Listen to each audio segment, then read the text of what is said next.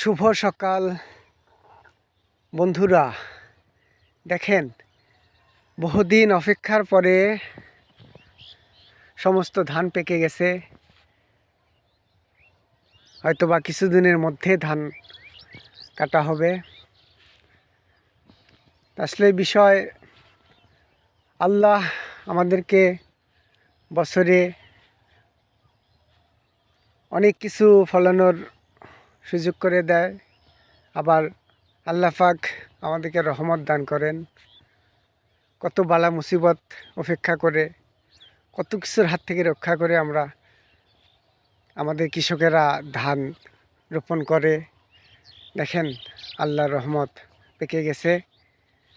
তো আল্লাহ রহমত দান করলে ইনশাআল্লাহ কৃষকেরা আবার ধান কেটে বাড়িতে নেবে। আবার জমবে মেলা, বটতলা হাট খোলা, কৃষকের মুখে হাসি ফুটবে। আবার জমবে মেলা, বটতলা হাট খোলা, কৃষকের মুখে হাসি ফুটবে। মাঠে প্রান্তরে রঙে রঙে রাখালের বাঁশি সুর উঠবে। কৃষকের মুখে হাসি ফুটবে।